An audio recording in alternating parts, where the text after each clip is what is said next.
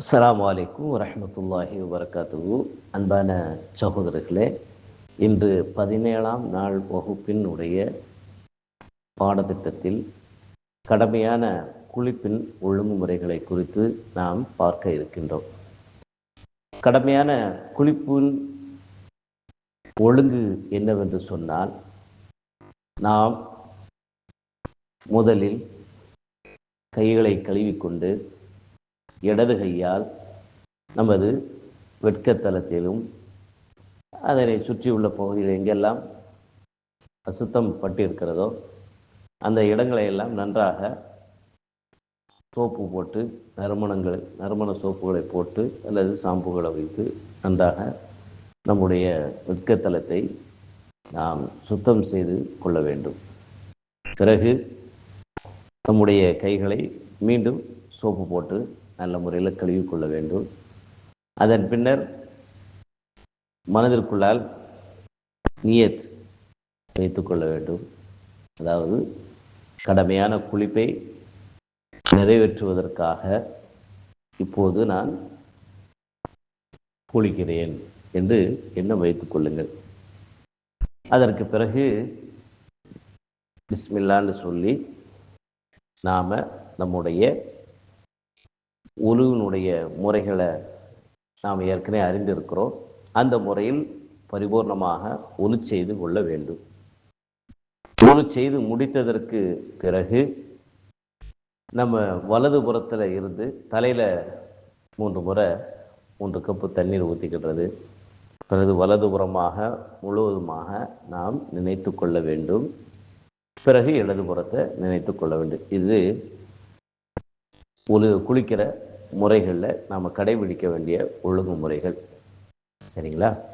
கடைசியாக நாம் என்ன செஞ்சு சொன்னால், நம்ம குளித்த இடத்துலேருந்து கொஞ்சம் நவண்டு நம்ம கால்களை நம்ம கழுவிக்கொள்ளணும் மீண்டும் ஒரு முறை. இதுதான் கடமையான குளிப்புக்காக நாம் பேணி நடக்க வேண்டிய ஒழுங்குமுறைகளாக இருக்குது. சரி, இப்போது கடமையான குளிப்பு எதனால் ஏற்படுது அப்படிங்கிறத நாம் தெரிந்து கொள்வது அவசியம். ஒரு மனிதருக்கு தூக்கத்தின் மூலியமாக, கனவின் மூலியமாகவோ அல்லது சாதாரண தூக்கத்தின் மூலியமாகவோ விந்து வெளியாகுதல், இந்திரியம் வெளியாகுது, ஸ்பேம், கட்டியான வெள்ளை திரவம் வெளியாகுதல், அல்லது இன்ன பிற சுய இன்பம் செய்வது மூலியமாகவோ, சுய இன்பம் செய்வது மார்க்கத்தில் தடை செய்யப்பட்டிருக்கிறது, நன்றாக விளங்கிக் கொள்ளணும். அதன் மூலியமாகவோ அல்லது வேறு வழிகளில் நமக்கு உடல் ஹீட்டாக இருக்கிற காரணத்தினால சிலருக்கு சிறுநீர் கழித்த உடனேயே அந்த கெட்டியான வெள்ளை நிற அந்த ஸ்பேம் வெளியாகிடும். அப்போ அந்த மாதிரி நேரத்தில் அவங்க என்ன செய்யணும்? கட்டாயமாக குளித்து கொள்ள வேண்டும். 2வது, கணவன் மனைவி இல்லற வாழ்க்கையில் தாம்பத்திய உறவில் ஈடுபட்டாங்கன்னு சொன்னால் கட்டாயமாக 2 பேரும் என்ன செய்யணும்? குளிச்சாகணும். அவங்களுக்கு அதனில் ஸ்பேம் வெளியானாலும் சரி, வெளியாக விட்டாலும் சரி. அது மாதிரி பெண்ணுக்கு கழிவு வெளியானாலும் சரி, வெளியாக விட்டாலும் சரி, 2 உறுப்புகளும் சந்தித்து விட்டால் கட்டாயமாக குளித்தாக வேண்டும். 3வது, பெண்களுக்கு மாதவிடாய் ஏற்படும் பொழுது அது ஒவ்வொரு பெண்ணுக்கும் வித்தியாசம் இருக்கலாம். சிலருக்கு 3 நாள் இருக்கும், சிலருக்கு 5 நாள் இருக்கும், சிலருக்கு 7 நாள் இருக்கும். அந்த மாதவிடாய் ரத்தங்கிறதுக்கு என்ன அளவு அப்படின்னு சொன்னால் அடர் கருப்பாக இருக்கும், அடர் கருப்பு, கருஞ்சிவப்பு கெட்டியாக இருக்கும். அப்போ அது எத்தனை நாளைக்கு அந்த பெண்களுக்கு வருது, அதுக்கு பிறகு சாதாரணமாக பிளட்டு வெளியாகும். அது மாதவிடாய் ரத்தம் கிடையாது, அது உதிரப்போக்குன்னு சொல்லுவாங்க. அதாவது நரம்பு உடைய பலகீனத்தினாலேயோ அல்லது இன்ன பிற உடல் கோளாறின் காரணத்தினாலேயோ எக்ஸ்ட்ரா சில நாட்கள் ரத்தம் வடிந்து நிற்கும். அப்போ இந்த மாதிரி உள்ளவங்க என்ன செய்யணும் அப்படிங்கிறதுக்கு ஒரு சட்டம் இருக்குது. இப்போதைக்கு மாதவிடாயிலிருந்து ஒரு பெண் சுத்தமாகும் நின்றுட்டுன்னு சொன்னால் கட்டாயமாக என்ன செய்யணும்? அவங்க குளிக்கணும். குளிச்சுட்டு தான் அதுக்கு பிறகு தான் தொழுகை ஆரம்பிக்கணும். அப்போ அந்த இடைப்பட்ட அந்த மாதவிடாயுடைய காலகட்டங்களில் எந்த தொழுகையும் தொழவும் கூடாது, எந்த ஒரு நோன்பையும் வைக்கக்கூடாது. இது பெண்களுக்கான பிரத்யேகமான ஒரு விஷயம். அதேமாரி பெண்கள் பிரசவ தீட்டு குழந்தை பெறதுக்கு முன்னாடியிலிருந்து அல்லது குழந்தை பெற்றதுலேருந்து ஏறக்குறைய ஒரு 40-45 நாள் வரைக்கும் பெண்களுக்கு அந்த இரத்த வெளியாகி கொண்டே இருக்கும். அப்போ அந்த காலகட்டத்தில் அவங்க தொழுகையோ நோம்போ எதுவுமே செய்யக்கூடாது. அப்போ அந்த காலகட்டத்திலேருந்து தூய்மை ஆகும் பொழுது கட்டாயமாக என்ன செய்யணும், நம்ம மேலே சொன்ன மாதிரி கடமையான குளிப்புக்கான ஒழுங்குமுறைகளை பேணி என்ன செய்யணும், அவங்க வந்து குளித்து தூய்மையாக்கி கொள்ள வேண்டும். அடுத்து ஒரு மனிதர் இஸ்லாத்தை ஏற்று கொண்டார் என்று சொன்னால் அவரும் குளிப்பது அவசியமான ஒன்று. இந்த விஷயத்தில் சிலர் சொல்லுவாங்க, கலிமா சொல்வதற்கு முன்னால் குளித்து கொள்ளணும், இஸ்லாத்தை ஏற்பதற்கு முன்னால் குளித்துட்டு வரணும். சிலர் அது நிபந்தனைலாம் தேவையில்லை. ஏன்னா கடமையான குளிப்பு உள்ள நிலையில் இருக்காரா இல்லையாங்கிறது யாருக்கும் தெரியாது. அதனால் அவர் கலிமா சொன்னதுக்கு பிறகோ அல்லது முன்னாடியோ அவசியம் இந்த முறைகளை குளிப்பினுடைய ஒழுங்குமுறைகளை தெரிந்து கொண்டு அவர் குளிப்பது சால சிறந்தது. அப்போ ஒரு மனிதர் இஸ்லாத்தை ஏற்றுக்கிட்டா அவங்க கட்டாயமாக இந்த நிலையை என்ன செய்யணும், பேணியாக வேண்டும் என்பதை இஸ்லாம் சொல்லி காட்டுது. அப்போ இஸ்லாத்தை ஏற்றுக்கிட்ட ஒருவர் குளித்து கொள்வது விரும்பத்தக்க ஒரு செயல். 5வது காரணம், போரில் ஒரு மனிதர் இறந்து விடுகின்றார், கொல்லப்பட்டு ஷஹீதாகி விடுகிறார். ஷஹீதுன்னு சொன்னால் அல்லாஹ்வுடைய பாதையில் போர் புரியக்கூடிய நேரத்தில் போர்க்களத்தில் தன்னுடைய உயிரை நீத்தவர், அவர் தான் ஷஹீத். அப்போ அவரை குளிப்பாட்டக்கூடாது, அவருடைய முகத்தையும் மூடக்கூடாது, அவர் அதே நிலையில் சுற்றி அவரை அடக்கம் செய்து விட வேண்டும். அதே போல் இஹ்ராமுடைய ஆடை, உம்ராவுக்கோ ஹஜ்ஜுக்கோ போகிறவங்க அந்த இஹ்ராம் நியத்து செஞ்சு இஹ்ராம் ட்ரெஸ்ஸில் இருக்கும் பொழுது அவங்க இறந்துட்டாங்கன்னு சொன்னால் அவங்கள குளிப்பாட்டிட்டு அதே இஹ்ராம் ட்ரெஸ்ஸோட அவங்கள என்ன செய்யணும், கஃன் இடணும். கஃன் இடுறதுன்னு சொன்னால் உடலை வெள்ளை துணியோ அல்லது இதர சுத்தமான துணிகளை கொண்டு அவருடைய உடல் முழுவதும் சுற்றுவது. சரிங்களா? அப்போ அந்த இஹ்ராம் ஆடையோட உம்ராக்கோ ஹஜ்ஜுக்கோ போனவர் இறந்துட்டார்னா குளிப்பாட்டிட்டு அவருடைய முகத்தை தலையை மறைக்காமல் அவருடைய உடல் என்ன செய்யப்படணும், அடக்கம் செய்யப்பட வேண்டும். சரிங்களா? நாளை மறுமை நாளில் அவர் வரும் பொழுது போரில் இறந்தவர் அந்த இரத்த கரையோடு வருவார். இன்னொரு மனிதர் உம்ரா ஹஜ்ஜுக்கு போனவர் இறந்தவர் தல்பியா சொல்லி, தல்பியானா இறைவனுடைய அழைப்பை ஏற்று நான் உம்ரா என்ற கடமையை நிறைவேற்றுவதற்கு வருகிறேன், உம்ரா காரியத்தை நிறைவேற்ற வருகிறேன், ஹஜ் என்ற கடமையை நிறைவேற்ற நான் வருகிறேன் என்றது தான் அந்த தல்பியா சொல்கிறது அப்படிங்கிறத விளைக்கும். அப்போது அந்த வார்த்தையை சொல்லியவராக நாளை மறுமை நாளில் விசாரணைக்காக அல்லாஹ் ஆதம் என்ற முதல் மனிதரிலிருந்து கடைசியாக மரணிக்க வைக்கப்படுகின்ற நபர் வரைக்கும் ஒன்று கூட்டப்படுவாங்க. இவங்க எல்லாரும் விசாரிக்கப்படுகின்ற நாளில் எல்லாரும் ஒரு மைதானத்தில் ஒன்று சேருவாங்க. அதுதான் மஹ்ஷர், கேள்வி கணக்கு கேட்கக்கூடிய விசாரணைக்குரிய நாள். அந்த ஒரு நாள் 50,000 வருடங்களுக்கு நிகரானதாக இருக்கும் என்று நபிகள் நாயகம் ஸல்லல்லாஹு அலைஹி வஸல்லம் சொல்லியிருக்கிறாங்க. சரிங்களா?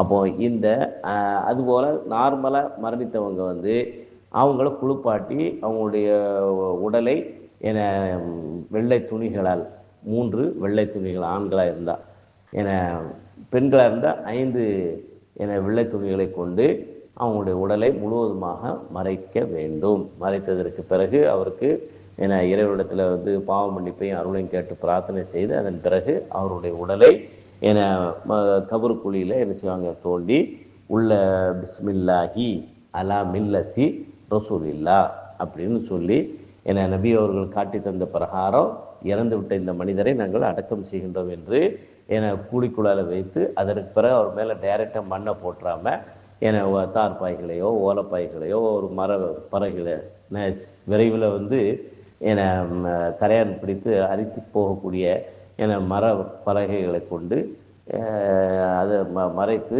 அதற்கு மேல் மண்ணை போட்டு என்ன செய்வாங்க, மூடுவாங்க. இப்படி இதை பார்த்து கூட நிறைய பேர் இஸ்லாத்துக்கும் ஏற்றிருக்கிறார்கள் என்பதை நாம் பார்க்குறோம்.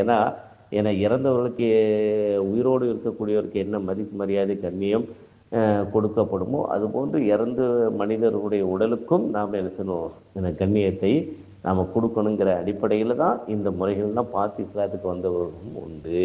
சரி, அப்போ இது ஒரு விஷயம் இருக்கட்டுங்களேன். இப்போ அந்த அந்த 5 சாரார், இந்த 5 காரணங்களுக்காக குளிக்கிறது கடமையாகிறது. சரி, அடுத்து இந்த குளிப்பு கடமையானவங்க எதை எதெல்லாம் செய்யக்கூடாது? அந்த குளிப்பு கடமையில் ஆனவங்க சுத்தமாகிற வரைக்கும் என்னென்ன செய்யக்கூடாது? ஆண்களாக இருந்தால் அவங்க குளிப்பு கடமையான நிலையில் எந்த ஒரு துளியும் தொழக்கூடாது. காபத்துல்லாவை தவாப் செய்யக்கூடாது. அல் குரானை தொட்டு ஓதுவது கூடாது. மனனமாக இருந்தால் ஓதிக்கொள்ளலாம். இதில் சில அறிஞர்கள்ட்ட, பல அறிஞர்கள்ட்ட இதில் கருத்து வேறுபாடு இருந்தாலும் குளிப்பு கடமையான நிலையில் இருக்கக்கூடியவங்க ஓதுறது தடை ஒன்றும் கிடையாது. குரானை தொடுறது தடை ஒன்றும் கிடையாது, ஓதுறது தடை ஒன்றும் கிடையாது. சிறந்த செயலுக்காக நம்ம ஒரு இறைவன் தந்த நமக்கு வேத நூலை நாம் சுத்தமாக இருந்த நிலையில் அதை தொட்டு கொண்டு ஓதுவோம் அப்படிங்கிற ஒரு நல்ல அபிப்பிராயத்தில் இந்த விஷயங்களை நாம் என்ன செய்யணும், கொஞ்சம் பேணுதலாக நாம் இருந்து கொள்ள வேண்டும். அடுத்து குளிப்பு கடமையானவங்க என்ன செய்யக்கூடாது? பள்ளியில் இருக்கக்கூடாது. அப்படிங்கிற இந்த 4 விஷயங்களை நாம் கவனத்தில் கொள்ளணும். குளிப்பு கடமையானவங்க செய்யக்கூடாத காரியங்கள். சரிங்களா? இப்போ இதில் பெண்களுக்கு கொஞ்சம் கூடுதலான தடைகள் இருக்குது. அவங்களுக்கு என்ன அப்படின்னா, அந்த மாதவிடாய் காலத்திலேயோ அந்த பிரசவ ரத்தம் வெளியாகக்கூடிய அந்த காலகட்டத்திலேயோ அவங்க தொழக்கூடாது. நோன்பு இருந்தால் நோன்பை விட்டுறணும். அவங்க அந்த காலகட்டங்களில் எத்தனை நாள் இருக்கோ அத்தனை நாள் நோன்பு வைக்கக்கூடாது. காபத்துல்லாவை தவாப் செய்யக்கூடாது. காபா என்கின்ற இறைவனை வணங்குவதற்காக முதல் மனிதனால் கட்டி அமைக்கப்பட்ட அந்த பழமை வாய்ந்த அடையாள சின்னமாக திகழக்கூடிய அந்த காபா பள்ளியில் தொழுகிறதோ அங்கு தவாப் செய்வதோ கூடாது. அது மாதிரி பள்ளிவாசலில் பொதுவாக எந்த ஒரு பள்ளியிலையும் தங்கி இருக்கக்கூடாது. கடந்து சென்றதாக இருந்தால் கடந்து போய்க்கலாம், வேறு வழியாக அந்த வழியாக தான் கடந்து போகணும், கடந்து போய்க்கலாம். ஆனால் தங்கக்கூடாது பள்ளியில். அடுத்து குரானை தொடுறது விஷயத்தில் நம்ம ஏற்கனவே சொன்ன மாதிரி, அதே மாதிரி இந்த மாதவிடாய் ரத்தம் வரக்கூடிய அந்த காலகட்டத்திலையும் அந்த பிரசவ ரத்தம் வெளியாகக்கூடிய அந்த காலகட்டத்திலையும் பெண்ணு என்ன செய்யக்கூடாது? தாம்பத்திய வாழ்க்கையில் கணவனோட இருக்கக்கூடாது. மற்ற காரியங்கள் அவங்கள கட்டி பிடிக்கிறதோ மற்ற இதர காரியங்கள் செஞ்சுக்கலாம். இல்லற வாழ்க்கையில் தாம்பத்திய உறவு மட்டும் வைத்து கொள்ளக்கூடாது என்று இஸ்லாம் சொல்லி காட்டுகிறது. அப்போ பெண்கள் குளிப்பு கடமையான நிலையில் இந்த விஷயத்தை பேணிக்கொள்ளணும். இந்த அடிப்படையில் குளிப்பு கடமையான குளிப்பை நிறைவேற்ற முறையை நாம் தெரிந்து கொண்டோம். இந்த அடிப்படையை புரிந்து நம்முடைய அமல்களை நாம் வைத்துக் கொள்வோமாக. மீண்டும் ஒரு பாடத்தோடு நாளைய தினம் சந்திக்கின்றேன்.